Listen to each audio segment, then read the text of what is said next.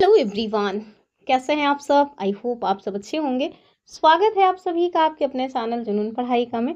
तो हम लोग डेली सुबह 11 बजे घटना चक्र इतिहास देख रहे हैं, ठीक है। इसमें हम लोग जो भी विभिन्न एग्जाम्स में हिस्ट्री के क्वेश्चंस पूछे गए हैं उनको डिस्कस कर रहे हैं। अभी हम लोगों का एंशियंट हिस्ट्री चल रहा है। एंशियंट हिस्ट्री में भी अभी हम लोग कहाँ पहुँच आए हैं? गुप्त काल पे आ गए हैं, ठीक है। तो अभी हम लोग गुप्ता टाइम पीरियड को देख रहे हैं, जिसमें हमने 50 क्वेश्चंस कल की वीडियो में सॉल्व करा दिया था। अगर आपने उनको नहीं देखा है तो जा करके देख लीजिए। हमने चैनल में प्लेलिस्ट भी बना करके रखी हुई है घटना चक्र इतिहास के नाम से।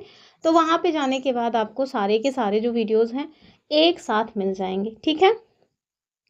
तो चलिए आज की वीडियो को करते हैं स्टार्ट। आज हम लोग देखेंगे गुप्ता टाइम पीरियड का क्वेश्चन नंबर 51।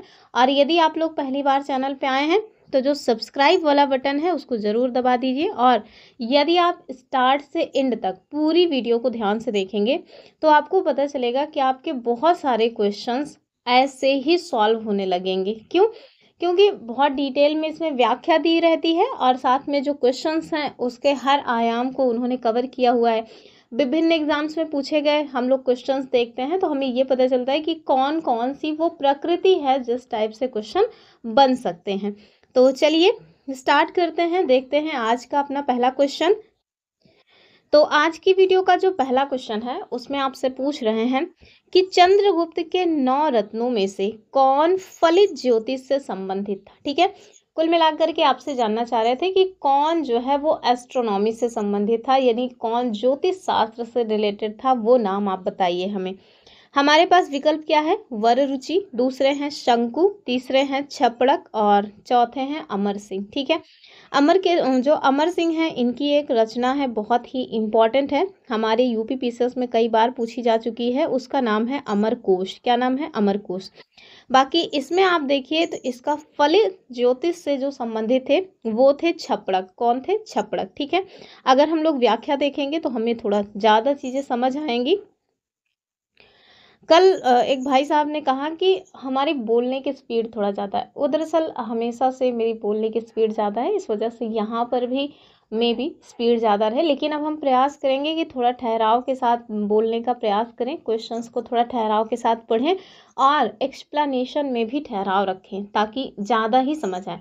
अगर आपको लगे कि वीडियो का जो मतलब कि क्या बोलते हैं, मतलब बहुत धीमा चल रहा है, तो फिर आप अपने वीडियो में स्पीड बढ़ा सकते हैं, ठीक है। चलिए विकल्प में हम लोग देख लिए, अब हम देखेंगे इसकी व्याख्या। तो कल की वीडियो में ही हम लोगों ने देखा था कि जो चंद्रगुप्त द्वितीय हैं इन्हीं की उपाधि थी विक्रमादित्य, ठीक है। तो विक्रमादित्य कहें तो इसका मतलब हम लोग किसकी बात कर रहे हैं? चंद्रगुप्त द्वितीय की। तो इनका एक कुशल प्रशासन रहा था, ये हम सभी जानते हैं। इनकी प्रशासन की प्रशंसा करते हुए जो चीनी यात्री हैं जो कि इनके टाइम पीरियड में आए हुए थे भारत की यात्रा पर, उन्होंने, और नाम तो आपको बताया ही नहीं, उनका नाम क्या था? फाहियान, ठीक है। तो फाहियान ने जो है विक्रमादित्य के कुशल प्रशासन की प्रशंसा की है। इन्होंने बताया कि इनके नवरत्नों की प्रसिद्धि सर्वकालिक रही, यानी कि हर जगह जो है इनके जो नवरत्न रहे हैं वो प्रसिद्ध रहे हैं। नवरत्नों में सर्वोत्कृष्ट कौन थे? एक तो महाकवि कालिदास ही थे। कालिदास की रचनाएं बहुत पूछी जाती हैं, जैसे फिर ऋतु संहारम हो या कुमार संभवम हो या अभिज्ञान शाकुंतलम हो, ये सारी वो रचनाएं हैं इनकी जो बहुत प्रसिद्ध है और बहुत क्वेश्चन इससे बनते हैं। आगे देखिए, जबकि जो छपड़क रत्न है वो फलित ज्योति यानी एस्ट्रोलॉजर थे, ठीक है। तो अभी जो एस्ट्रोलॉजर होते हैं ना कि आपके भविष्य में ये सारी चीजें होनी है, तो वही है एस्ट्रोनॉमी से संबंधित एस्ट्रोलॉजर, ठीक है, यानी कि ज्योतिषी। चलिए नेक्स्ट क्वेश्चन देखेंगे। यहाँ वही आपसे पूछ रहे हैं कि चलिए बताइए कालिदास किसके मतलब टाइम पीरियड में थे। तो अभी हम लोग देख के आ रहे हैं कि चंद्रगुप्त द्वितीय के नवरत्नों में शामिल थे कालिदास जी। नेक्स्ट क्वेश्चन क्या है? कह रहे हैं कि इनमें से किसने पहली बार यह व्याख्या की थी कि पृथ्वी के अपने धुरी पर घूमते रहने के कारण प्रतिदिन सूर्योदय और सूर्यास्त होता है। तो हम लोग ज्योग्राफी में पढ़ते हैं ना कि पृथ्वी अपने अक्ष पे क्या करती रहती है? घूमती रहती है। यही कारण है कि दिन और रात की जो घटना है वो घटती है। तो किसके द्वारा कहा रहा होगा? पहली बार आर्यभट्ट, भास्कर, दूसरा हो गया, तीसरे में क्या नाम है? ब्रह्मगुप्त, और चौथा है वाराहमिहिर। वाराहमिहिर की एक पुस्तक है जो कि बहुत पूछी जाती है, और आप मुझे कमेंट करके बताएंगे कि वाराहमिहिर की वो कौन सी पुस्तक है जो बहुत बार हमारे पीसीएस एग्जाम में पूछी गई है। फिलहाल के लिए यदि हम इसके उत्तर की बात करें तो आर्यभट्ट या फिर कौन हो जाएंगे? आर्यभट्ट ही हो जाएंगे ना, ऑप्शन ए जो है वो ठीक हो जाएगा। कि जो आर्यभट्ट है ना, इन्हीं के द्वारा ये बात पहली बार कही गई थी कि पृथ्वी अपने धुरी पर घूमती रहती है, इसी वजह से दिन और रात की घटना घटती है। अभी तो एकदम मतलब सभी कोई कहने लगे हैं। तो आप देखिए, जो आर्यभट्ट हैं ये गुप्त काल के प्रसिद्ध क्या थे? गणितज्ञ थे, यानी मैथमेटिशियन थे। इनकी जो एक प्रमुख कृति है वो हमें जरूर जानना चाहिए, आर्यभट्टियम है। उन्होंने गणित के विविध नियमों का प्रतिपादन किया और सर्वप्रथम यह भी खोज किया कि पृथ्वी अपनी धुरी के चारों ओर परिभ्रमण करती है। सूर्य के चारों ओर क्या करती है? परिक्रमण, यानी परिक्रमा करती है, लेकिन अपने चारों ओर जो वो घूमती है उसे हम लोग परिभ्रमण कहते हैं। अगर दोनों के दोनों, जैसे सपोज दैट दो स्टेटमेंट बन के आ जाए कि पृथ्वी मतलब सूर्य के चारों ओर परिभ्रमण करती है और पृथ्वी अपने अक्ष पे परिक्रमण करती है, तो आप समझ लीजिए कि एग्जाम में ना बहुत कंफ्यूजन हो जाएगा, क्योंकि हमें वहाँ का जो प्रेशर होता है ना उसमें याद ही नहीं आएगा कि यार परिभ्रमण मतलब क्या होता है, परिक्रमण मतलब क्या होता है। ठीक है, तो याद रखिएगा कि परिभ्रमण मतलब होता है अपने अक्ष के चारों ओर, यानी अपने ही चारों ओर जो मतलब कि उसका घूमना है पृथ्वी का, उसे क्या कहते हैं? उसे कहते हैं परिभ्रमण। लेकिन सूर्य के चारों ओर जो दीर्घकालीन मतलब कि सूर्य के चारों ओर जो दीर्घवृत्तीय कक्षा में घूमती है उसे हम लोग क्या कहते हैं? उसे हम लोग कहते हैं परिक्रमा। क्या कहते हैं? परिक्रमा। अब देखिए, कभी मंदिर वंदिर जाइए तो कहा जाता है ना कि मंदिर का प्रांगण जो है वहां पे जाकर के परिक्रमा कीजिए, तो वही है परिक्रमा, यानी कि किसी दूसरे के चारों ओर घूमना। ठीक है, आगे देखिए, और जो पृथ्वी सूर्य के चारों ओर घूमती है उससे क्या होता है? तो उससे ऋतुओं में परिवर्तन होता है, जबकि अपनी धुरी के चारों ओर घूमने से क्या होता है? तो अपनी धुरी के चारों ओर घूमने से दिन और रात की घटना घटती है। आगे देखिए, अगले क्वेश्चन में आपसे कह रहे हैं कि अधोलिखित में कौन गुप्तकालीन स्वर्ण मुद्रा थी? हमने देखा था इसके पहले रुपया जो है चांदी की मुद्रा थी, किसके द्वारा इसको लाया गया था जरा बताइए तो, क्योंकि देखा था हमने। अब आपको बताना है कि गुप्त काल में सोने की जो मुद्रा हुआ करती थी उसे हम किस नाम से जानते हैं? हमारे पास जो विकल्प है कौड़ी, तो ये तो नहीं होगा। निष्क हमसे कई बार पूछा गया है, अभी हम बताते हैं निष्क मतलब क्या होता है। पर्ण और दीनार, आप देखिए जो दीनार है वो इसका सही उत्तर हो जाएगा। ठीक है, यानी कि जो गुप्त काल में सोने की मुद्रा थी, सोना मतलब स्लीपिंग वाला सोना नहीं, गोल्ड की बात हो रही है। ठीक है, तो गोल्ड की जो मुद्रा थी उसे दीनार के नाम से जाना जाता था। वहीं अगर हम निस्क की बात करें तो गले में पहनने जाने वाला ये एक आभूषण होता है जो कि हमारे यूपी पीसीएस ने ऑलरेडी पूछ रखा है। तो यहाँ आपको देखने को मिलेगा व्याख्या में कि गुप्त काल में जो सोने की मुद्रा है इसे क्या कहते थे? दीनार। और चीनी यात्री जो फाहियान है किसके टाइम पीरियड में आए थे? तो चंद्रगुप्त द्वितीय विक्रमादित्य के समय। ठीक है, इनके अनुसार लोग दैनिक क्रय विक्रय में कौड़ियों का प्रयोग किया करते थे। अब जाहिर सी बात है, सोना तो हमेशा से ही महंगा रहा है, ऐसा तो है नहीं कि कभी सोने की जो वैल्यू रही होगी वो बहुत ही कम रही होगी, मतलब रही भी होगी। अब पहले तो हर चीज की वैल्यू कम थी तो सोने की भी रही होगी, लेकिन इतनी उपलब्धता तो थी नहीं कि कौड़ियों के जैसे उसको यूज किया जा सके। चलिए आगे देखिए, फिर से वही क्वेश्चन है कि गुप्त काल में स्वर्ण मुद्रा को क्या कहते थे? तो भाई दिनार कहा जाता था, ये कार्यशापड़ दूसरा है, और निष्क भी जो है दूसरी चीज है, स्वर्ण भी। स्वर्ण मतलब सोना होता है कुल मिलाकर के। आगे देखिए, कह रहे हैं कि गुप्त कालीन रजत मुद्राओं को क्या कहा जाता था? तो अभी जो मैंने आपसे क्वेश्चन पूछा था वही क्वेश्चन का यहाँ फिर से आंसर आपको मिल रहा है कि गुप्त काल में जो चांदी की मुद्राएं हुआ करती थी उन्हें हम किस नाम से जानते थे? रूपयक। और इसी को ना रूपयक भी कहा जाता था, ऐसे भी लिखा जाता है, रूपक भी कहा जाता है, रुपया भी कहा जाता है। ठीक है, तो चांदी की मुद्रा को क्या कहते थे? रुपयक कहा जाता था। सोने की मुद्रा को क्या कहते थे? दिनार कहा जाता था। निस्क क्या था? तो गले में पहने जाने वाला एक आभूषण था। ठीक है, तो आप देखिए कि गुप्ता टाइम पीरियड में जो सिक्के रहे हैं वो उत्तर प्रदेश, बिहार, बंगाल, मध्य प्रदेश, राजस्थान, उड़ीसा में पाए जाते हैं। सिक्कों का जो सबसे प्रसिद्ध प्राप्ति स्थल है वो कौन सा है, तो वो राजस्थान का बयाना यानी कि भरतपुर जिले से संबंधित है। इनके द्वारा जारी किए गए चांदी के सिक्के रुपया या रुपया कहलाते थे। वहीं जो सोने की मुद्राएं थी उन्हें हम लोग नहीं, वो लोग दीनार कहा करते थे। आगे देखिए, यहाँ आपसे कह रहे हैं कि निम्न में से किस गुप्त शासक ने सर्वप्रथम सिक्के जारी किए थे। मतलब सोना चांदी तो बात की बात है, आप तो बस ये बताओ कि सबसे पहले सिक्के जारी किनके द्वारा किए गए थे गुप्ता टाइम पीरियड में। हमारे पास विकल्प क्या है, चंद्रगुप्त प्रथम, घटोत्कच, समुद्रगुप्त या फिर श्रीगुप्त। तो अब देखिए श्रीगुप्त कौन थे, तो ये गुप्त वंश के संस्थापक थे श्रीगुप्त।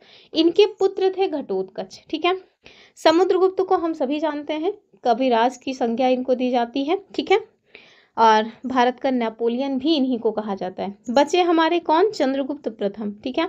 तो जो चंद्रगुप्त प्रथम हैं इनके द्वारा गुप्ता टाइम पीरियड में सबसे पहले सिक्के जारी किए गए थे। हम इसकी यदि व्याख्या देखें तो हमें पता चलेगा कि गुप्त वंश के शासकों में जो चंद्रगुप्त प्रथम थे इनके द्वारा सर्वप्रथम सिक्के जारी किए गए। चंद्रगुप्त प्रथम के पूर्व के जो शासक रहे हैं उसमें आपको श्रीगुप्त मिलेंगे, घटोत्कच। इनके द्वारा मतलब जो सिक्के वगैरह हैं, कॉइन वगैरह जारी करने के कोई भी प्रमाण नहीं मिलते हैं। समुद्रगुप्त के द्वारा भी कई प्रकार के सिक्के जारी किए गए, लेकिन इनका जो टाइम है वो चंद्रगुप्त प्रथम के बाद आता है।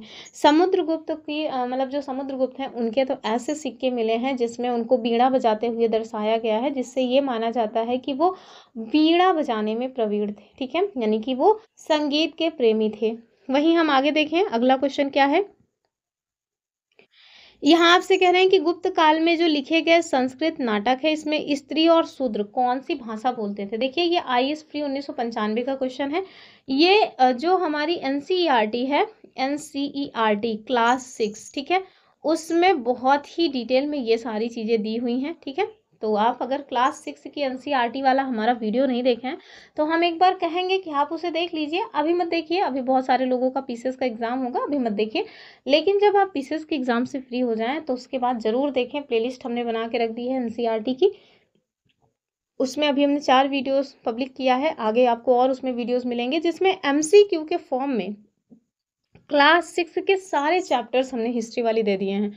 बहुत जल्द हम क्लास 8 का भी दे देंगे, क्योंकि क्लास 6 का दे दिया है, क्लास 7 का भी दे दिया है, अब क्लास 8 का बचा हुआ है। क्योंकि मैंने ये सब पहले से ही कंप्लीट कराया हुआ है अपने इसी चैनल पे। लेकिन ये है ना कि सेपरेट वीडियोस है, मतलब चैप्टर 1 का एक वीडियो है, चैप्टर 2 का दूसरा वीडियो है, तो इस तरह से। लेकिन अब उसको जब हम कंपाइल करके देंगे तब फिर एक जगह आपको सारे के सारे चैप्टर्स मिल जाएंगे, तो आप उसको देख सकते हैं। तो अभी क्लास 6-7 वाला देख लीजिए, फिर क्लास 8 वाला भी जल्दी ही आएगा, उसको भी आप देख सकते हैं। बहुत सारी चीज़ें आपके माइंड में ना बहुत क्लियर हो जाएंगी। ऐसी छोटी छोटी चीज़ें जो हमारे एग्ज़ाम में पूछी जाती हैं और हमको नहीं समझ आता कि ये कहाँ से पूछ लिया गया, तो फिर वो मतलब सॉल्व होने लगेंगे। चलिए फिलहाल के लिए देखते हैं। और कोई ऐसा नहीं कि केवल PCS या मतलब UPSC या PCS या BPSC इन्हीं एग्जाम्स के लिए इंपॉर्टेंट है, नहीं, जो वनडे एग्जाम्स होते हैं ना उसमें भी इस टाइप के क्वेश्चंस खूब बनते हैं। तो विकल्प में संस्कृत है, तो भाई संस्कृत तो नहीं थी, ठीक है। जो स्त्रियां थी और जो शूद्र थे उन्हें संस्कृत बोलने का तो कोई वो नहीं था। सौर सेनी, पाली, ये सब भी नहीं हो जाएगा। आप देखिए क्या हो जाएगा, प्राकृत हो जाएगा, ठीक है। तो जो गुप्त काल में लिखित नाटक है, स्पेशली ना इनको पूछा जाता है कि कालिदास के द्वारा जो नाटक लिखे गए हैं, ठीक है, जब क्वेश्चंस बनते हैं सामान्यतः तो ये पूछे जाते हैं कि कालिदास के नाटकों में स्त्रियां और शूद्र कौन सी भाषा बोला करते थे। तो अब आपको जो सही उत्तर होना है वो हो जाएगा प्राकृत, ठीक है। तो देखिए कि गुप्त काल में जो नाटक वगैरह लिखे गए इसमें स्त्रियां और शूद्र प्राकृत भाषा बोलते थे, जबकि जो तथाकथित उच्च वर्ण के लोग थे वो कौन से लैंग्वेज यूज करते थे, संस्कृत, ठीक है। इसी वजह से तो उसका विनाश भी हो रहा है, क्योंकि बहुत सीमित थी, उसे केवल बहुत जो अपने आप को ज्ञानी समझते थे वही उसको बोल पाते थे। तो जब आपकी भाषा अलग रहेगी, आपका रहन सहन अलग रहेगा, आप अपने आप को मतलब परम ब्रह्म समझते रहोगे, तो कितने दिन तक आपकी वैल्यू रह जाएगी। क्योंकि अंततः जो वैल्यू है ना वो उसी की है जो कॉमन है। कॉमन इट मीन्स आप सबके साथ घुल मिल के रह रहे हो, आपका हर कोई यूज़ कर पा रहा है, तो फिर आपका मतलब इन द सेंस कि आपका ऑब्जेक्टिफिकेशन हो रहा है, ये मत समझिएगा। आपका यूज़ करने का इट मीन्स कि जैसे कोई लैंग्वेज है, अगर उस लैंग्वेज को ज़्यादा से ज़्यादा लोग बोल रहे हैं, उसको प्रमोट कर रहे हैं, तभी तो उसकी वैल्यू है, तभी तो वो ज़्यादा दिन तक टिकी रहेगी। वैसे ही कोई कपड़ा वगैरह ही देख लीजिए, ट्रेंड में है, ट्रेंड में मतलब सारे लोग उसको यूज़ कर रहे हैं, हर कोई उसको अफोर्ड कर पा रहा है, तो हाँ भाई उसकी जो वैल्यू है वो ज़्यादा दिन तक रहेगी, लोग उसको ज़्यादा से ज़्यादा प्रमोट करेंगे। अब बहुत ज़्यादा जो एक्सपेंसिव चीज़ें हैं उनको थोड़ी ना हर कोई जो है मतलब कि ले सकता है कि चलो ठीक है कोई भी ले लेगा, नहीं। तो फिर आपका वो जो एक्सपेंसिव चीज़ है ना उसका एक सीमित दायरा है, कुछ ना मतलब कुछ दिनों बाद उसकी जो औकात है वो समझ जाएगी, क्यों? क्योंकि कोई अफोर्ड ही नहीं कर पाएगा। ठीक है, तो चलिए फिलहाल के लिए ये कहने की बातें हैं, चलिए आगे देखते हैं अगला क्वेश्चन। ये भी एक इम्पॉर्टेंट क्वेश्चन है कि सती प्रथा का जो पहला अभिलेखी साक्ष्य है वो कहाँ से प्राप्त हुआ है। हमारे पास जो विकल्प हैं वो देखिए मंदसौर, सांची, जूनागढ़ या एरण, तो ये हो जाएगा एरण अभिलेख। ठीक है, तो सती प्रथा का जो पहला अभिलेखी साक्ष्य है वो एरण अभिलेख से मिलता है। यहाँ पे आपको देखने को मिलेगा कि जो पहला साक्ष्य हमें सती प्रथा का मिला है एरण अभिलेख से, ये 510 ईस्वी का है। ठीक है, ईसा पूर्व का नहीं है, ध्यान से देखिए, 510 ईस्वी का है। इसमें गोपराज नामक एक सेनापति की पत्नी के सती होने का उल्लेख है। ठीक है, तो एरण अभिलेख में 510 ईस्वी में जो कि लिखा गया था, वहां पे गोपराज नाम के एक सेनापति थे, उनकी पत्नी के सती होने का उल्लेख मिला है, और यही पहला अभिलेख माना जाता है जहां पे सती प्रथा के साक्ष्य देखने को मिल जाते हैं। अब आप देखिए, जब तक हमारे भारत देश के भीतर विदेशी आक्रांता नहीं आए थे तब तक आपको सती प्रथा का साक्ष्य कहीं देखने को नहीं मिलेगा। आप देखिए ऋग्वेद, उत्तरवेद या फिर जो है मतलब कि जो हमारे महाजनपद रहे हैं, या हम ये कहें कि जो हमारा क्या बोलते हैं, एक सेकंड, जैसे जो महाभारत है, महाभारत हो गया, जो रामायण है, इन सब में मतलब कोई ऐसा साक्ष्य मुझे तो नहीं मिला है कि कोई मतलब सती हुआ हो। बस एक मतलब छोटा सा मैंने संवाद सुना था, कह रहे विष्णु, हाँ विष्णु ही कह सकते हैं, भगवान कृष्ण और अर्जुन के मध्य कि ऐसा कोई संवाद है जिसमें वो कह रहे हैं कि सती होने का साक्ष्य है। बाकी मैंने देखा तो नहीं है कि हाँ कहीं मतलब कि इस टाइप के साक्ष्य मिले हों, क्योंकि अगर सती प्रथा के साक्ष्य रहे होते तो आप देखिए कि जो रामायण है हमारा, रामायण में जब राजा दशरथ की मृत्यु हो जाती है तो उनकी जो रानियां थी उनको फिर क्या होना चाहिए था, सती हो जाना चाहिए था, लेकिन वो लोग तो भगवान राम की प्रतीक्षा में वेट करती रह जाती हैं। तो इस वजह से हम कह रहे हैं कि जहाँ तक मुझे जानकारी है, जब तक भारत में विदेशी आक्रांता नहीं आए तब तक कहीं भी जो है साक्ष्य नहीं मिला है सती प्रथा का। और फिर भी पता नहीं कैसे लोग कहते हैं कि ये हमारी परंपरा का हिस्सा था, जो मतलब बाद में आप देखेंगे जब अंग्रेजों के द्वारा इसका मतलब इसको बंद किया जा रहा था तो लोगों ने बहुत जो है इसका विरोध किया था कि ये हमारी परंपरा है, आप इसमें क्यों दखल कर रहे हो। तो जो चीज़ें हमारे मतलब पूर्वजों में नहीं थी वो परंपरा कैसे बन गई आखिरकार। अब आप देखिए 510 ईस्वी में पहला जो साक्ष्य है वो हमें प्राप्त हो रहा है, क्या 510 ईस्वी में, जबकि हमने मौर्य काल देखा, मौर्यों के बाद हमने मौर्योत्तर काल देखा, और मौर्योत्तर काल में ही हम लोगों ने देखा था जीएसपीके को, यानी कि ग्रीक, शक, पहलव, कुषाण, ये सारे आक्रांता आए। उसके बाद आपको 510 ईस्वी में पहला साक्ष्य मिल रहा है सती होने का। तो कहीं ना कहीं समझना पड़ेगा कि ये सब हमारी प्रथाएं नहीं थी, हमारा जो इतिहास रहा है वो अंधकार में नहीं था, लेकिन जब विदेशी आक्रांता आए तब जाकर के हमारे इतिहास में अंधकार आया। ठीक है, बाकी कुछ चीजें थी, अब जैसे अस्पृश्यता, जाति प्रथा, ये सारी चीजें तो थी, लेकिन स्टार्टिंग में वो भी एक अच्छे उद्देश्य से थी, बाद में ही इन सब में चेंजेस आए हैं। आगे देखते हैं अगला क्वेश्चन। और जो मतलब कि छोटे बच्चियों को मार देने की चीज़ें हैं वो भी यहीं से आई हैं, क्योंकि जब लोगों ने देखा कि घर में ही अपनी बच्चियां सुरक्षित नहीं हैं तो फिर उनको लगा कि चलो मार ही तो, कम से कम मतलब असुरक्षा का भाव भी खत्म हो जाएगा। आगे देखिए, कह रहे हैं गुप्त संवत की स्थापना किसने की थी। हमारे पास विकल्प क्या है, चंद्रगुप्त प्रथम, श्रीगुप्त, घटोत्कच या चंद्रगुप्त द्वितीय। तो गुप्त संवत की बात हो रही है, ये मत समझिएगा कि गुप्त साम्राज्य की मतलब संस्थापक की बात हो रही है, गुप्त संवत की बात हो रही है। तो गुप्त संवत के प्रवर्तक तो चंद्रगुप्त प्रथम ही थे, यानी ऑप्शन ए जो है वो ठीक हो जाएगा। और गुप्त संवत के प्रवर्तक चंद्रगुप्त प्रथम थे। इनकी जो प्रारंभ की तिथि है वो क्या मानी जाती है, 319 ईस्वी मानी जाती है। अब ध्यान रखिएगा जो गुप्ता टाइम पीरियड है वो ईस्वी में स्टार्ट हुआ है, ईसा पूर्व करके गलत मत कर दीजिएगा। नेक्स्ट क्वेश्चन क्या है, एक साइड आपको सम्राट का नाम दिया है, दूसरी साइड विरुद्ध दिया गया है। तो कुल मिला के विरुद्ध, इट मीन्स आप इनको क्या समझिए, जो मतलब कि इनकी उपाधियां हैं, वो क्या उपाधियां या उपनाम जो भी आप कहना चाहें, ठीक है, वो है। तो सूची 1 को सूची 2 के साथ सही मिलान करना है। चलिए देख लेते हैं कौन कौन सी चीजें दी गई हैं। कुछ पता हो या ना पता हो, हम सबको ये तो कम से कम पता ही है कि अशोक को प्रियदर्शन कहा गया है। क्या कहा गया है? प्रियदर्शन। तो हम लोग थोड़ा अगर इसका कूट वगैरह, कूट तो हालांकि दूसरे में दिया गया है, तो देख लेते हैं फिलहाल के लिए। जहां तक आ रहा है वहां तक देख के तब कूट की तरफ चलेंगे। जैसे सबसे ज्यादा जो एकदम कंफर्म है वो क्या है, अशोक का प्रियदर्शन यानी कि ए का 2। चंद्रगुप्त द्वितीय का हम लोग कब से देख के आ रहे हैं, विक्रमादित्य है यानी कि सी का 4। ठीक, एक सेकेंड, सी का 4। स्कंदगुप्त और समुद्रगुप्त, तो समुद्रगुप्त और स्कंदगुप्त में मुझे थोड़ा सा कंफ्यूजन हो रहा है, तो हम लोग कूट में चल के देख लेते हैं कि क्या पता इन दोनों से ही हमारा जो उत्तर है वो निकल के आ जाए। 2 का मतलब ए का 2 और सी का 4, ऐसा टाइप का था। ए का 2, आप देखिए ए का 2 एक ही में दिया हुआ है विकल्प सी में, ठीक है। तो एक ही से हमारा उत्तर सॉल्व हो रहा था, लेकिन क्योंकि हम लोग प्रैक्टिस कर रहे हैं इस वजह से हमें सभी कुछ जानना चाहिए। बाकी क्वेश्चन तो हमारा 1 सेकंड में सॉल्व हो जाता प्रियदर्शन से ही, ठीक है। चलिए और देख लीजिए, ये प्रीसियस प्री का क्वेश्चन है।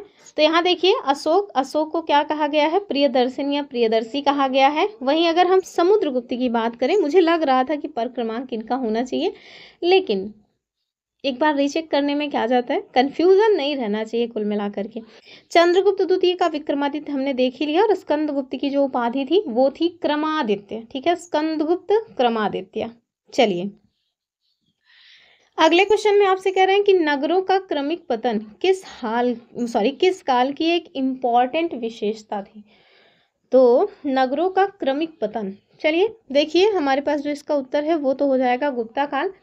और इसको हम लोग जो है, देखिए जो ये वंश है ना, जैसे राष्ट्रकूट वंश है, प्रतिहार हो गया, सातवाहन हो गया, इनके संस्थापकों के नाम हमसे पूछ लेते हैं। जैसे हमने सातवाहन का तो बताया ही था, क्योंकि सातवाहन मौर्योत्तर कालीन जो है मतलब कि वंश था, और हमने आपको बताया था कि सिमुक के द्वारा इसकी स्थापना की गई थी। तो कण्व वंश के अंतिम शासक को मार करके जो सिमुक हैं, इनके द्वारा सातवाहन वंश की स्थापना की गई थी। इनकी राजधानी थी पैठान। वैसे ही आपको प्रतिहार और राष्ट्रकूट इन सब का भी पता होना चाहिए, ठीक है। फिलहाल के लिए इस क्वेश्चन का हम लोग सही उत्तर देख लिए। अब हम इसकी व्याख्या देखेंगे कि गुप्त काल में नगर जो है वो क्रमिक पतन की ओर अग्रसर हुए, मतलब जो नगर हुए, मतलब जो नगर वगैरह थे, शहर जो थे, उनका विनाश होने लगा था। संपूर्ण गंगा घाटी में जो शहर पहले अत्यंत समृद्ध हुआ करते थे, मतलब बहुत ज़्यादा उनकी मतलब वृद्धि हो रही थी, जो बहुत ज़्यादा विकसित या डेवलप्ड थे, उनमें से अधिकांश को गुप्त काल में या तो त्याग दिया गया या वहां के आवासन में पर्याप्त विघटन हुआ। पाटलिपुत्र, वर्तमान का पटना, जैसे प्रमुख नगर वेनशांग के आगमन तक अपनी प्रतिष्ठा खो चुके थे, ठीक है। तो वेनशांग जो है जब आए थे तब तक आप देखिए कि जो पाटलिपुत्र जैसा एक डेवलप्ड शहर था वो भी अपनी प्रतिष्ठा को धूमिल कर चुका था, यानी खो चुका था। मथुरा जैसा प्रमुख शहर या प्रमुख नगर और कुम्भरहार, सोनपुर, सोगौरा और उत्तर प्रदेश में गंगा घाटी के अनेक इंपॉर्टेंट केंद्र इस काल में ह्रास के ही प्रमाण प्रस्तुत करते हैं, ठीक है। चलिए आगे देखिए, सोगौरा से जो है अन्नागार के साक्ष्य मिले हुए हैं। अन्नागार इट मीन्स वहाँ पे जो है जो अनाज वगैरह हुआ करता था उसको क्या कहते हैं, गोदाम टाइप का था, जैसे आज भी देखिए गोदाम होते हैं वैसे ही था। चलिए आगे देखिए, नेक्स्ट क्वेश्चन क्या है कि किस शासक वंश ने मंदिरों और ब्राह्मणों को सबसे अधिक ग्राम अनुदान में दिया था। तो कौन है वो, जाहिर सी बात है हम लोग गुप्त वंश को पढ़ रहे हैं तो इन्होंने ही किया होगा। ऑप्शन हो जाएगा गुप्ता वंश। अब देखिए एक बार मैंने अपने क्वेश्चन मतलब अपने ही वीडियो में पूछा था कि चलिए बताइए मतलब कि पाल वंश की स्थापना किन्होंने की थी। तो किसी बच्चे ने कमेंट किया था कि धर्मपाल ने, तो वो गलत था। ध्यान रखिएगा कि पाल वंश की स्थापना गोपाल ने की थी। हमारे एग्जाम में यूपी विशेष के एग्जाम में एक बार क्वेश्चन पूछा जा चुका है पाल वंश के शासकों का क्रम। जैसे आपने देखा होगा आरओ का जो एग्जाम हुआ था 11 फरवरी 2024 को, उसमें किनका पूछ लिया गया था, सैयद वंश के शासकों का क्रम पूछा गया था। तो वैसे ही ध्यान रखिएगा कि पाल वंश के शासकों का भी क्रम हमसे पूछा जा चुका है। तो चलिए देखते हैं, इसका उत्तर हमने गुप्त काल देख लिया, यानी कि गुप्ता वंश। तो गुप्त वंश के शासकों के द्वारा मंदिरों और ब्राह्मणों को सबसे अधिक गांव जो है वो दान में दिए गए थे। गुप्तों का जो लेख है उसमें जिन भूमि दानों का उल्लेख मिलता है उससे इस बात की जानकारी मिल जाती है कि भूमि को दान करने के साथ साथ गांव की भूमि से उत्पन्न होने वाली जो आय थी वो भी ग्रहीता को सौंप दी जाती थी, यानी कि उससे जो भी टैक्स वगैरह मिला हुआ है वो भी उन्हीं को मिल जाता था जिनको अनुदान में जो गांव है वो दिया गया है। चलिए नेक्स्ट क्वेश्चन देखिए। अब ये क्वेश्चन तो मेरे ख्याल से हम सबको ही पता है कि प्राचीन भारत में वो कौन सा वंश है जिसे स्वर्ण युग की संज्ञा दी गई है, तो भाई गुप्त एज हो जाएगा। ठीक है, गुप्ता एरा, ऑप्शन सी। तो गुप्त काल को इतिहासकारों ने भारत के स्वर्ण युग की संज्ञा दी है। इस काल को क्लासिक एज भी कहा जाता है। और भारत का पेरा क्लीन युग भी किसको कहते हैं, तो इसी गुप्ता काल को ही कहते हैं। अपनी जिन विशेषताओं के कारण गुप्त काल को स्वर्ण काल कहा जाता है वे कौन सी हैं? पहली तो महान सम्राटों का काल, श्रेष्ठ शासन, आर्थिक समृद्धि, धार्मिक सहिष्णुता, भारतीय संस्कृति के प्रचार का काल और साहित्य, विज्ञान तथा कला के उत्कर्ष का काल। ठीक है, उत्कर्ष का विलोम क्या हो जाएगा? पतन हो जाएगा। नेक्स्ट क्या है कि निम्न में से किस काल में स्त्रियों की तो जो है स्त्रियों की पुरुषों से बराबरी थी? क्या ऐसा भी कोई काल रहा होगा?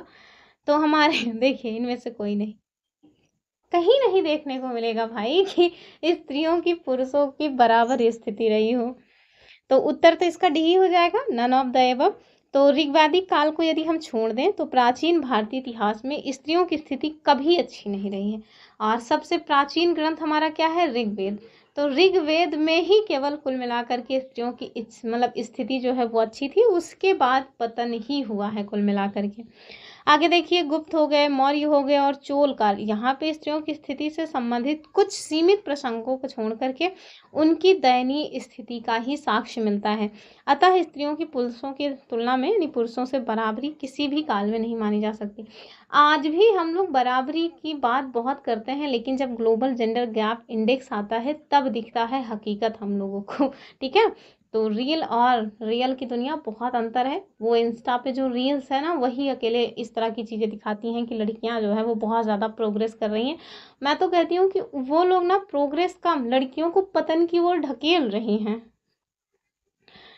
तो ये बात तो है ही कि मतलब कहीं ना कहीं अपनी आज़ादी पे पैर मतलब अपनी आज़ादी को हम लोग खुद ही खराब कर रहे हैं। हम लोग, मैं तो नहीं कर रही हूँ या क्या पता मैं भी कर रही हूँ, मुझे पता ना हो, अनजाने में ही हो रहा हो। लेकिन जिस तरह से लोग रील्स को बढ़ावा दे रहे हैं और अपनी छवि को धूमिल कर रहे हैं, उन रील्स के माध्यम से महिलाओं की छवि को धूमिल कर रहे हैं, मुझे नहीं लगता कि मतलब कि आने वाले कई 100 सालों में भी जो स्त्री पुरुष हैं वो आपस में बराबर हो पाएंगे। ठीक है, स्पेशली घटिया घटिया कपड़ों से तो मुझे सख्त नफरत है। चलिए आगे देखते हैं। कह रहे हैं कि गुप्त युग में भूमि राजस्व की दर क्या थी? ठीक है, तो जो भूमि पे टैक्स वगैरह लिया जाता था वो कितना लिया जाता था? ऑप्शन देखिए, उपज का चौथाई भाग या फिर उपज का छठा भाग या आठवां भाग या फिर आधा भाग। तो आधा लेंगे तो बेचारे किसानों के पास बचेगा ही क्या? तो ये देखिए, उपज का छठवां भाग लिया जाता था। ठीक है, ऑप्शन बी जो है वो सही हो जाएगा कि गुप्त काल में जो लोग राजकीय भूमि पर कृषि काम किया करते थे उन्हें अपनी उपज का एक भाग राजा को कर के रूप में देना पड़ता था, जो सामान्यतः छठांश होता था। गुप्त अभिलेखों में भूमि कर को उद्रंग और भाग कर कहा गया। अब ये ना शब्दावलियों में हमसे आराम से पूछा जा सकता है कि गुप्त अभिलेखों में जो शब्द उद्रंग मिला हुआ है या फिर भाग कर मिला है। भाग कर का तो एक बार हो सकता है कुछ गेस वगैरह कर ले जाएं, पर उद्रंग का तो गेस करना भी मुश्किल हो जाएगा। तो हो सकता है पूछ लें कि चलो बताओ, गुप्त काल के अभिलेखों में हमें एक शब्द का उल्लेख मिलता है उद्रंग, वो किससे संबंधित है? तो फिर जाने रहिएगा कि जो मतलब कि होता था ना टैक्स, भूमि की उपज का जो टैक्स है उससे संबंधित है। आगे देखिए, फिर से वही क्वेश्चन है कि धर्मशास्त्रों में भू राजस्व की दर कितनी थी? तो एक छठा हो जाएगा, मतलब छठैया। ठीक है, आगे देखिए, कह रहे हैं हिंदू विधि के द्वारा मान्य कर कितना था? तो बस वही हो जाएगा, उपज का छठा भाग। नेक्स्ट क्वेश्चन क्या है अपना? कह रहे हैं कि किस प्रकार की भूमि को आप्रहत कहा गया? तो ये भी शब्दावली हो गई। हमारे पास विकल्प क्या है? बिना जोती हुई जंगल भूमि। तो बस यही हो जाएगा, जो अप्रहत है अर्थात बिना जुताई के जंगल की जो भूमि है उसे कहा जाता था अप्रहत। वहीं हम इसकी व्याख्या की बात करें तो इसमें ऐसा कुछ है नहीं जो बहुत ज़्यादा देखने लायक हो। तो वो भूमि जिसको जोता ना गया हो उससे क्या कहते थे, अपरहत। ठीक है, और ये गुप्त काल भूमि व्यवस्था का एक पद यानी कि टर्म था। आगे देखिए, ध्यान रखिएगा ये जो मतलब कि शब्दावलियां हैं हमारे एग्जाम्स में फेवरेट टाइप का ये पोर्शन हो जाता है। क्या कह रहे हैं आपसे कि भारत के इतिहास के संदर्भ में कुल्यावाप तथा द्रोणवाप शब्द जो है वो क्या निर्दिष्ट करते हैं? ऑप्शंस क्या है, भूमाप, विभिन्न मौद्रिक मूल्यों के सिक्के, नगर की भूमि का वर्गीकरण और धार्मिक अनुष्ठान। ठीक है, तो ये आपके पास विकल्प है। क्या सही उत्तर हो जाना है, क्या है, कुल्याप और द्रोणवाप। तो इसका जो सही उत्तर हो वो तो हो जाएगा भूमाप। क्या हो जाएगा, भूमाप। ठीक है, ऑप्शन ए ठीक है कि कुल्यावाप और द्रोणवाप जो है ये भूमाप से संबंधित है। आगे देखते हैं, अगला क्वेश्चन क्या है कि गुप्त साम्राज्य के द्वारा निम्न में से किन्हें कर रहित कृषि भूमि प्रदान की जाती थी? मतलब वो कौन सा वर्ग था जिनको गुप्ता टाइम पीरियड में टैक्स फ्री जो जमीन है वो मिलती थी? ऑप्शन देखिए, सैन्य अधिकारियों को, सिविल अधिकारियों को, ब्राह्मणों को या फिर दरबारी विद्वानों को। तो बस ब्राह्मण है। ठीक है, ऑप्शन सी जो है वो सही हो जाएगा। तो गुप्त काल में मंदिरों और ब्राह्मणों को जो भूमि दान में दिया जाता था उसे क्या कहते थे, अग्रहार कहते थे। और ऐसी भूमि सभी प्रकार के टैक्स से फ्री हुआ करती थी। इनके ऊपर धारकों यानी जो जिनकी वो भूमि है इनका पूरी तरह से स्वामित्व होता था, अर्थात वो भूमि के पूरी तरह से मालिक होते थे। इस प्रकार के भूमिदान का एकमात्र उद्देश्य क्या था, धार्मिक और शैक्षणिक बढ़ावा। आगे देखिए, कह रहे हैं प्राचीन भारत में सिंचाई कर को क्या कहा जाता था? यानी कि जो सिंचाई कर होता था, जैसे आज अगर अभी आप देखें वैसे तो पानी का जो टैक्स वगैरह लिया जाता था, या ये कहें कि नहर का जो पानी आता था उस पर जो शुल्क वगैरह लगता था वो तो समाप्त ही हो चुका है। लेकिन प्राचीन टाइम में उसको क्या कहा जाता था ये आपको बताना है। तो कह रहे हैं विदक भागम, हिरण्य, उद्रंग या फिर उपरनिका। तो आप देखिए यूपीपीसीएस का क्वेश्चन है, इनको खुद ही उत्तर नहीं पता, तो हम लोग क्या देखेंगे, इसकी डायरेक्ट व्याख्या देखेंगे कि प्राचीन भारत में सिंचाई कर को उदक भोग कहा जाता था। क्या कहते थे, उदक भोग कहा जाता था। और ये उदक भोग यहाँ पे उत्तर में ही नहीं दिया गया है। हिरण्य जो है ये मौर्य काल में लिया जाने वाला नगद कर था, यानी कि रोकड़ा चाहिए उसमें। आगे देखिए, गुप्त अभिलेखों में भूमि को या भूमि को नहीं, दरअसल भूमि कर को भी हमने देखा था उद्रंग या उद्रंग कहा गया है।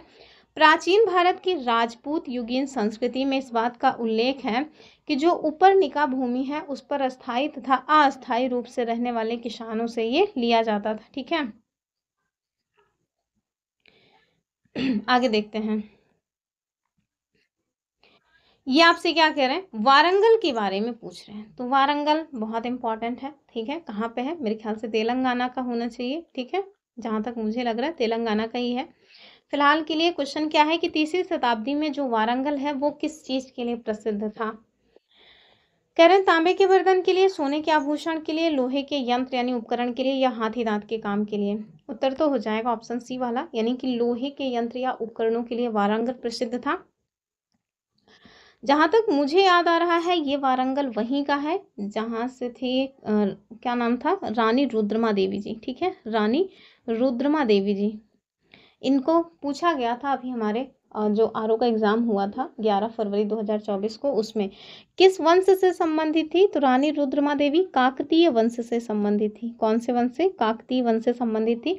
और सबसे बड़ी बात, जो मार्को पोलो आए थे ना, वो उनके द्वारा इस वंश की शासिका यानी रानी रुद्रमा देवी जी के बारे में अच्छा खासा वर्णन किया गया है। ऐसा माना जाता है कि वो ऐसी पहली जो है शासिका थी जिनको उनके मतलब कि क्या बोलते हैं, मतलब शासिका बनने का अवसर प्राप्त हुआ। और एनसीईआरटी में इनके बारे में संक्षेप में एक बात दिया गया है कि इन्होंने अपना नाम जो है वो पुरुषों की भांति जो है लिखवा कर रखा और लोगों में इस तरह का भ्रम रखा कि वो एक पुरुष हैं। कहीं ना कहीं उसके पीछे का रीज़न ये था, मैंने मूवी भी देखी है, इन्हीं सब चीज़ों को पढ़ करके मैंने फिर वो रुद्रमा देवी वाली मूवी भी देखी।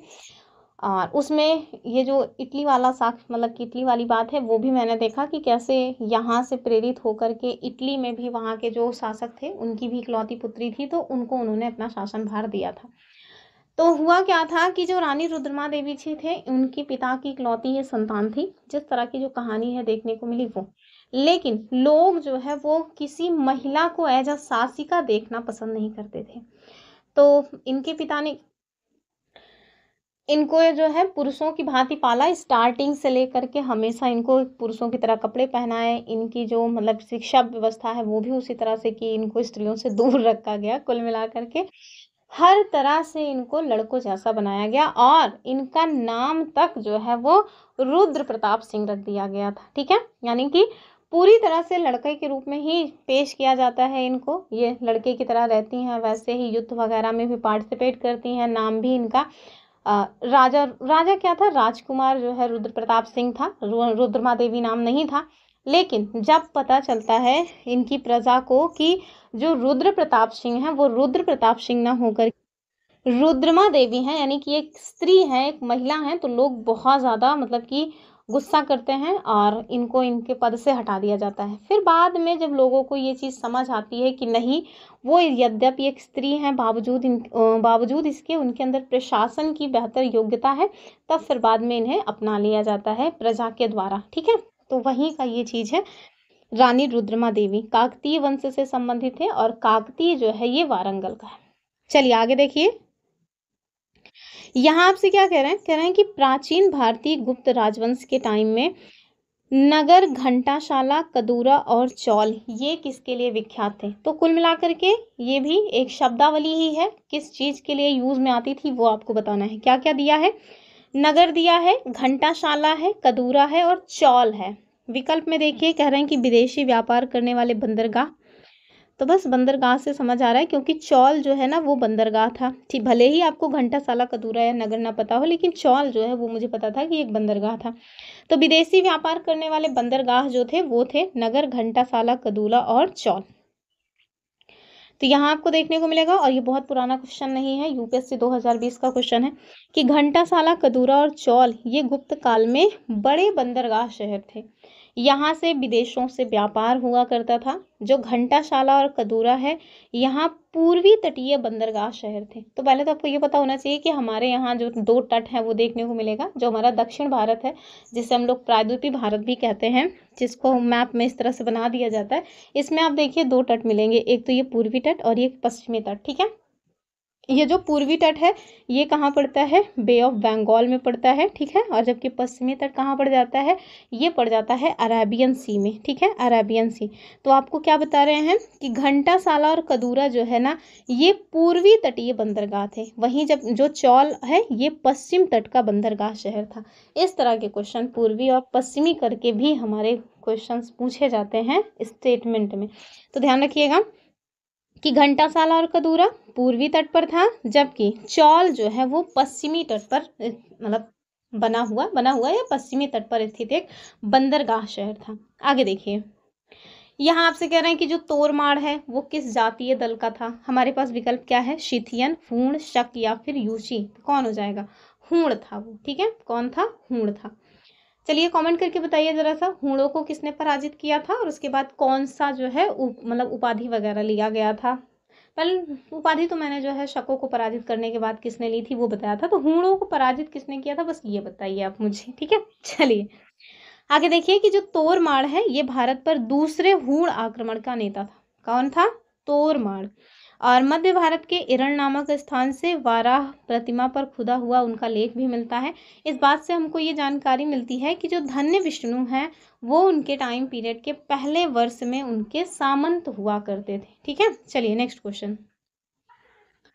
ये क्या आपसे कह रहे हैं कि चलिए बताइए कि निम्नलिखित में से किसने हूण शासक मिहिर कुल को पराजित किया था। तो ये तो हमें एक चीज क्या पता चल रही है कि जो मिहिर कुल है वो हूण वंश से संबंधित थे। अब आपको बताना है इस मिहिर कुल को पराजित किसने किया था। विकल्प क्या है, बुद्धगुप्त, बिल्कुल नहीं, यशोधर्मर, प्रभाकर वर्धन या शशांक। तो ये सब आपको कहाँ मिलेंगे, प्रभाकर वर्धन और शशांक, ये सब ना जब आप हर्षवर्धन को पढ़ेंगे तो उनके जो है रिलेशन में मिल जाएंगे, ये शशांक और प्रभाकर वर्धन ये सारे लोग। खैर यशोधर्मन इसका सही उत्तर है। ठीक है, देखिए कि हूण शासक मिहिर कुल को जो पराजित किया था वो यशोधर्मन ने किया था। यहाँ आपको व्याख्या देखने को मिलेगी कि चीनी यात्री वेनसांग और मंदसौर जो अभिलेख है वहाँ से हमें इस बात की जानकारी मिलती है कि सर्वप्रथम जो गुप्त नरेश नरसिंह गुप्त थे बालादित्य और तत्पश्चात मालव, नरेश, यशोधर्मन, इनके द्वारा मिहिर कुल को बुरी तरह पराजित किया गया था। मतलब एक से पराजित नहीं हुए, एक तो इनको गुप्त शासक नरसिंह, उसके बाद गुप्त बालादित्य और फिर उसके बाद यशोधर्मन, इन सब ने बारी बारी से मिहिर कुल को पराजित किया था। तो होता है ना कि अगर एक बार पता चल जाए कि सामने वाला जो है वो आपसे कम जो है शक्तिशाली है, तो फिर उसके पीछे समझ लो कि सब कोई लग जाते हैं, काल भी उसके पीछे लग जाता है कि चलो अब तुम तो, तुम्हारे अंदर जब वैसे भी पावर नहीं है तो तुम्हारे रहने का क्या मतलब है, तुम्हारा जो है पत्ता काट ही देते हैं। चलिए आगे देखिए। ये आपसे क्या करें कि चीनी यात्री जिसने 6वीं शताब्दी में भारत का दर्शन किया वो आपको बताना है। ठीक है, शताब्दी की बात हो रही है तो ये मत सोचिएगा कि ईसा पूर्व की बात हो रही है। कौन हो जाएंगे मेरे ख्याल से? अभी पहले विकल्प तो देखिए, फिर तो पता चलेगा ना। वियान चांग, नाम ही इतना वीआईपी है, पढ़ने में ना है। फाहियान तो है नहीं, क्योंकि फाहियान जो है वो चंद्रगुप्त द्वितीय यानी विक्रमादित्य के टाइम पीरियड में है। इत्सिंग या शुनयुंग, तो भैया कौन हो जाएंगे? ये हो जाएंगे शुनयुंग। कब आए थे? 518 ईस्वी में भारत आए थे। और इनके द्वारा अपनी 3 वर्ष की यात्रा में बौद्ध धर्म की जो प्रतिमाएं हैं वो एकत्र की गई थी। ठीक है, चलिए आगे देखिए। अब देखिए, चीनी यात्री शुन युन ये भारत की यात्रा पे कब थे? तो अभी तो हम लोग देखे थे, क्या था, 518 में आए थे। अब यहाँ पे आपको देखने को मिलेगा 515 से 520, 525 से 529, या ये क्या हो जाएगा ई में। तो भाई इसका जो सही उत्तर है ना वो एक से अधिक नहीं माने हैं, उपर्युक्त में से कोई नहीं हो जाएगा। पता नहीं क्यों ये सारा स्टेटमेंट दे करके दिमाग खराब करते हैं ये लोग। तो उत्तर तो हो जाएगा ई वाला, लेकिन ध्यान रखिएगा उपर्युक्त में से कोई नहीं इसका सही उत्तर है। तो देखिए कि जो चीनी यात्री सुंग युन है ये 518 से 521 ईस्वी तक भारत की यात्रा किए थे और अपने 3 साल की यात्रा के दौरान इन्होंने क्या किया था? बौद्ध प्रतिमाएं एकत्र की थी। ठीक है, नेक्स्ट क्वेश्चन क्या है? चीनी यात्री या चीनी स्रोतों के अनुसार श्रीलंका के शासक मेघवर्मन ने गया में बौद्ध मंदिर बनाने की अनुमति के लिए किस गुप्त राजा के पास एक मिशनरी भेजा था? ये एक इंपॉर्टेंट क्वेश्चन है। इस बात से हमको ये मतलब कि समझ आता है कि श्रीलंका तक हमारे जो मतलब कि देश के शासन थे, मतलब देश के जो शासक थे उनका वर्चस्व फैला हुआ था। हमारे पास विकल्प क्या है? चंद्रगुप्त प्रथम, समुद्रगुप्त, चंद्रगुप्त द्वितीय, या फिर इनमें से कोई नहीं, तो ये हो जाएंगे समुद्रगुप्त। ठीक है, तो भारत के नेपोलियन समुद्रगुप्त, इनके पास राजदूत भेजा गया था श्रीलंका के शासक मेघवर्मन के द्वारा। क्यों? क्योंकि ये चाहते थे कि गया, जो हमारा गया जी है यानी कि बिहार में, वहां पे एक भगवान बौद्ध की, या ये कहें कि बौद्ध मंदिर इनको बनवाना था। ठीक है, चलें आगे देखिए। तो ये देखिए कि गुप्त शासक जो समुद्रगुप्त हैं 350 से 375 ईस्वी इनका टाइम है। इनका समकालीन श्रीलंका यानी सिंघल के शासक कौन थे? मेघवर्मन। चीनी स्रोतों से इस बात की जानकारी मिलती है कि मेघवर्मन ने समुद्रगुप्त के पास उपहारों के साथ एक दूत मंडल भेजा था। गुप्त नरेश की आज्ञा से उसने बोधि वृक्ष के उत्तर में श्रीलंका के बौद्ध भिक्षुओं के लिए एक भव्य विहार जो है वो बनवाया था। विहार और चैत्य पता है कि नहीं? सब बता चुके हैं हम। आगे देखिए, कह रहे हैं निम्नलिखित कथनों को ध्यान पूर्वक पढ़िए। चलिए पढ़ लेते हैं।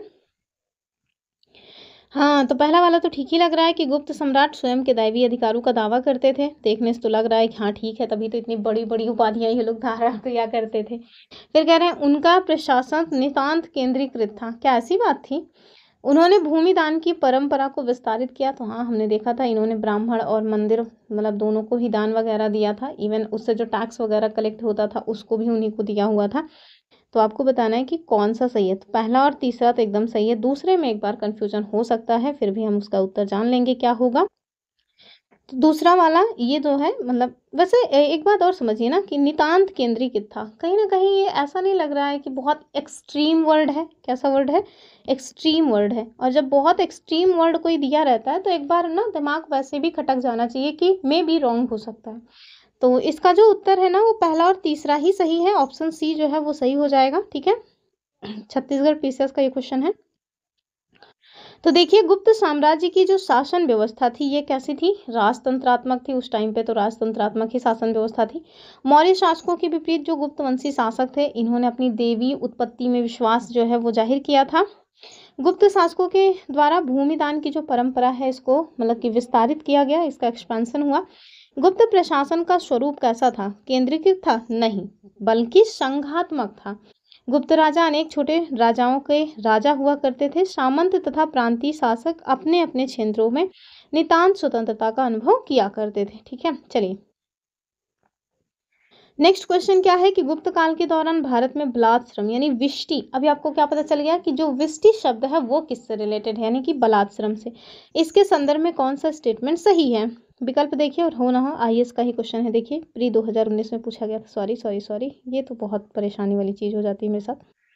तो देखिए कह रहे हैं इसे राज्य के लिए आय का एक स्रोत, जनता द्वारा दिया जाने वाला एक प्रकार का टैक्स माना जाता था। दूसरा कह रहे हैं कि ये गुप्त साम्राज्य के मध्य प्रदेश तथा काठियावाड़ क्षेत्रों में पूरी तरह से अविद्यमान था, यानी वहां पे इसकी बात की चर्चा ही नहीं थी। तीसरा बलात् श्रमिक साप्ताहिक मजदूरी का हकदार हुआ करता था। और चौथा क्या है कि मजदूर के जेठ पुत्र को बलात् श्रमिक के रूप में भेज दिया जाता था। तो बताइए क्या ठीक हो जाए? इसका जो सही उत्तर है वो ए होगा कि ये जो विष्टि है ना, इसे राज्य के लिए आय का एक स्रोत, जनता के द्वारा दिए जाने वाला एक प्रकार का टैक्स माना जाता था विष्टि को। यहाँ आपको देखने को मिलेगा कि चंद्रगुप्त द्वितीय के उदयगिरि गुहा लेख से प्रभावती गुप्ता के रिद्धपुर अभिलेख समेत अनेक गुप्तकालीन अभिलेखों में विष्टि मतलब विगार, बलात् श्रम इसको अन्य करों के साथ रखा गया। यद्यपि विगार प्रथा का प्रमाण मौर्य युग से ही मिलता है, लेकिन गुप्त काल में वह विभिन्न अवसरों पर राजा के द्वारा प्राप्त किए जाने वाले मतलब कि कर का एक रूप बन गया था। इसके तहत जो मजदूर हैं, शिल्पी हैं और जो कृषक हैं, इनको अनिवार्य रूप से राजा या राज्य के लिए श्रम करना ही होता था। इसके बदले उन्हें कोई भुगतान नहीं दिया जाता था। ये प्रथा मध्य प्रदेश और काठियावाड़ के मतलब जो क्षेत्र हैं वहां पे सबसे ज्यादा प्रचलित थी। बेगार की ये जो प्रथा थी ये पीढ़ी दर पीढ़ी चलती रहती थी, लेकिन इसमें ज्येष्ठ उत्तराधिकार जैसा कोई नियम नहीं था। ऐसा नहीं था कि जो है जो मतलब कि विष्टि या बेगारी कर रहे हैं उनका जो बड़ा पुत्र है उसको यही करना पड़ेगा, नहीं, इस तरह की जो व्यवस्था है वो नहीं थी। आगे देखिए कहा, यहाँ से कह रहे हैं कि कहा जाता है शतरंज का खेल यानी कि कहाँ से ओरिजिनेट हुआ, तो भैया ऐसा माना जाता है कि भारत से ओरिजिनेट हुआ है। तो देखिए जो शतरंज का खेल है वो भारत में उद्भूत हुआ। इसमें महाभारत में इसे चतुरंग के नाम से जाना जाता है। वही तो है द्यूत, जो द्यूत हुआ था जिसमें उन लोगों को 13 वर्ष का वनवास और 1 वर्ष का अज्ञातवास हुआ था। 13 वर्ष ही था ना, जो भी था, मतलब कि जो पांडव थे उनकी बात हो रही है। तो वो लोग कहाँ पराजित हुए थे? शकुनी से, तो यहीं तो पराजित हुए थे, चतुरंग में ही। तो वही बात हो रही है। कह रहे हैं भारत से ये ईरान और उसके बाद यूरोप में भी पहुंच गया था। तो ऐसा ना समझे यूरोप वाले कि उनकी देन ही सब कुछ है, हम लोगों ने भी बहुत कुछ दिया है उनको। आगे देखिए कि शूद्रक के द्वारा लिखी हुई प्राचीन भारतीय पुस्तक जो मृच्छकटिकम है, इसका मतलब कि शीर्षक या विषय क्या था, थीम पूछ रहे हैं। कह रहे हैं एक धनी व्यापारी गणिका की पुत्री की प्रेम गाथा। फिर क्या कह रहे हैं कि चंद्रगुप्त द्वितीय की पश्चिम भारत के शक क्षत्रपों पर विजय। और तीसरा है कि जो समुद्रगुप्त हैं इनके सैन्य अभियान और शौर्यपूर्ण कार्य। और चौथा कह रहे हैं कि भैया गुप्त राजवंश के एक राजा तथा कामरूप, और ये जानते हैं कामरूप जो है ना ये असम का पुराना नाम है। किसका? असम का। तो इनकी राम जो राजकुमारी थी उनकी प्रेम गाथा। तो बस ये सब होगा नहीं, उत्तर हो जाएगा ऑप्शन ए वाला कि एक धनी व्यापारी और एक गणिका की पुत्री की प्रेम गाथा है मृच्छकटिकम में। तो ये ना डायरेक्ट क्वेश्चन ही पूछा जाता है पुस्तकों में कि मृच्छकटिकम किसकी रचना है। तो ध्यान रखिएगा कि शूद्रक के द्वारा मृच्छकटिकम लिखी गई है। और गुप्तकालीन शासन व्यवस्था और नगर जीवन के बारे में जो रोचक जानकारी है वो यहाँ से हमको प्राप्त होती है।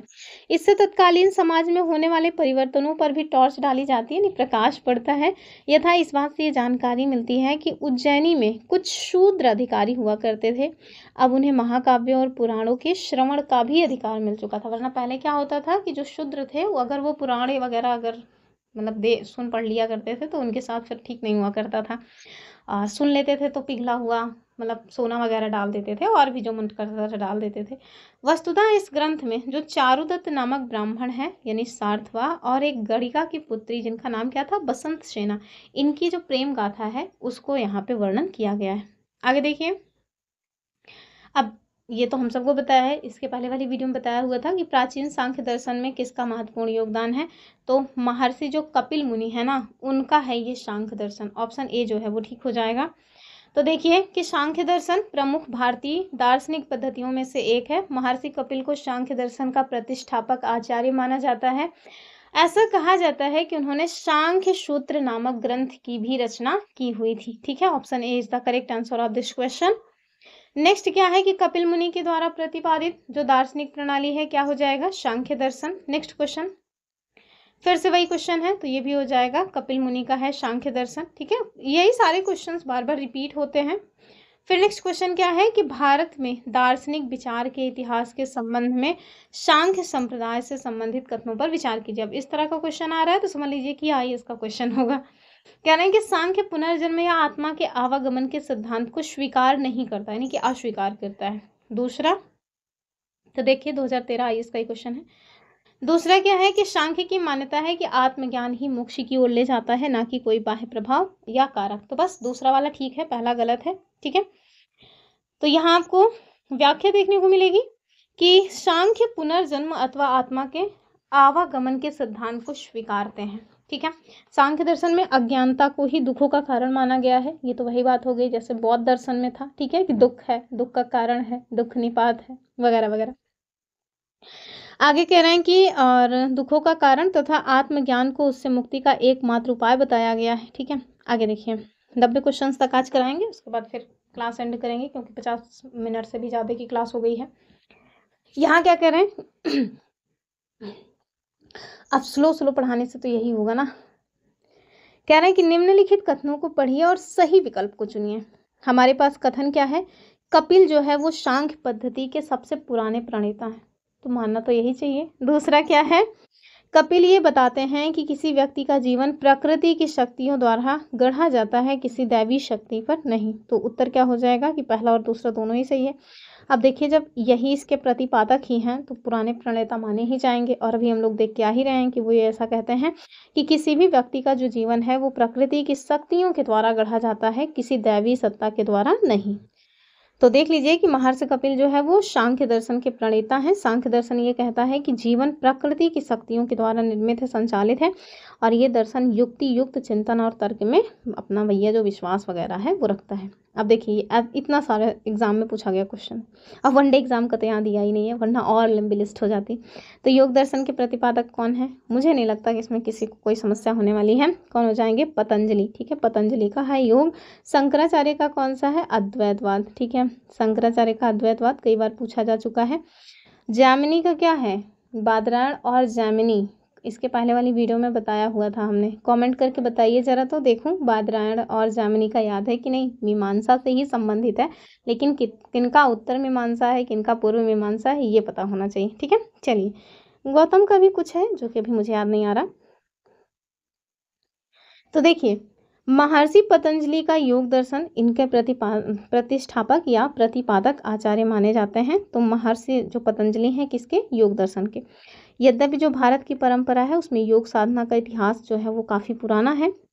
उपनिषद, महाभारत, भगवद गीता, जैन और बौद्ध मतों में योग संबंधी क्रियाओं का हमें जो विवेचन है वो मिलता है। या तथापि सर्वप्रथम महर्षि पतंजलि ने ही सुसंबद्ध दार्शनिक सिद्धांत के रूप में योग का विमोचन किया, और यही कारण है कि इन्हें योग दर्शन का प्रणेता माना जाता है। लास्ट क्वेश्चन आज की वीडियो का है कि योग के आविष्कारक कौन है, तो कौन हो जाएंगे, आर्यभट्ट हैं क्या, बिल्कुल नहीं। चरक का तो चरक संहिता लिखा गया है। बाबा रामदेव हैं, बिल्कुल नहीं। आर्यभट्ट हैं, नहीं। कौन हो जाएंगे, पतंजलि। ठीक है, option C is the correct answer of this question. तो देखिए 53 मिनट की क्लास हो चुकी है लगातार, मतलब केवल और केवल क्वेश्चन ही हम लोगों ने प्रैक्टिस किया है, तब भी 40 क्वेश्चंस के आसपास हम लोगों ने देखा है 53 मिनट्स में। तो आज की वीडियो में इतना ही रखेंगे। आई होप आपको वीडियो समझ आया होगा। अगर आप लोगों को लगता है कि मुझे अपनी वीडियो में किसी तरह की कोई भी सुधार करने की आवश्यकता है तो प्लीज़ कमेंट बॉक्स ओपन है, उसमें कमेंट किया करिए, क्योंकि आप लोग अगर कमेंट करेंगे तभी समझ आएगा कि हाँ सच में आप लोग किस तरह की सुधार चाहते हैं हमारी वीडियोस में। तो लगातार हमारे साथ बने रहिए। चलिए फिर मिलेंगे अपनी अगली वीडियो में, तब तक के लिए नमस्कार एंड जय हिंद।